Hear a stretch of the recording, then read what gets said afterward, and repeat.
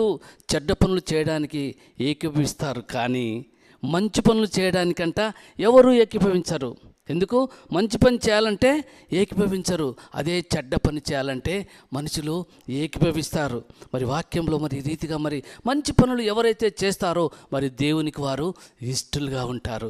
ఎవరైతే మరి చెడ్డ పనులు మరి చేయడానికి ఇష్టపడతారో వారు దేవుని దృష్టిలో వారు శాపగ్రస్తులంట. అలాగే మరి దేవుని వాక్యము మరి సెలవిస్తుంది. ఎఫెసీ గ్రంథము 4:1 కూడా చూసుకుంటే, మీరు సమాధానమును బంధము చేత ఆత్మ కలిగించు ఐశ్వర్యమును కాపాడు కొనుటకు శ్రద్ధ కలిగిండుట అని వ్రాయబడింది. ఏమంటున్నాడు? మీరు సమాధానమంట, మీరు సమాధాన బంధము చేత ఆత్మ కలిగి ఐశ్వర్యము కాపాడుకొనుట యందు శ్రద్ధ కలిగి ఉండాలంట.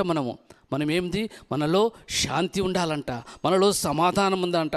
ఆ బంధము ఎప్పుడైతే నీకు ఆత్మకు మరి ఐశ్వర్యం ఆత్మలో ఉంటే అప్పుడు నీకేమొస్తుంది?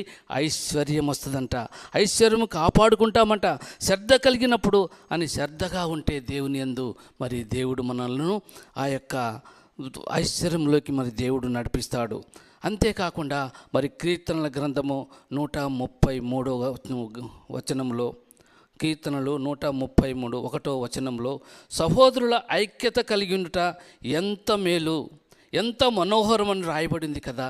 సహోదరులంట ఎంత ఐక్యత కలిగి ఉంటే అంత మేలు, ఎంత ఐశ్వర్యం అని మరి వాక్యంలో సెలవిచ్చినట్టుగా మరి ఆ రీతిగా మనం అందరము కలిసి మరి దేవునిలో ఐక్యతతో మనం ఎప్పుడైతే ఉంటామో అది దేవుడు మరి మనలందరినీ మరి ఐక్యపరుస్తాడు. మరి మనము దేవుని యందు మరి అలాంటి ఆ యొక్క ఐక్యత లేకపోతే మనం అడుగులు వేయలేము. మొట్టమొదటిగా మనం సరి చేసుకోవాలా, మనం ఏ రీతిగా ఉన్నామో, మనం ఏ పరిస్థితిలో ఉన్నామో, మనం ఏ పరిస్థితిలో మనం ఉన్నామో అని మనం ఎప్పుడైతే మనం పరీక్షించుకొని మరి దేవుని వాక్యానికి లోబడి ఐక్యత కలిగి ఉంటే దేవుడు మనలను ఆరాధన మరి ఆశీర్వదిస్తాడంట. అలాగే మరి లూకా సువార్త మరి హల్లెలూయా.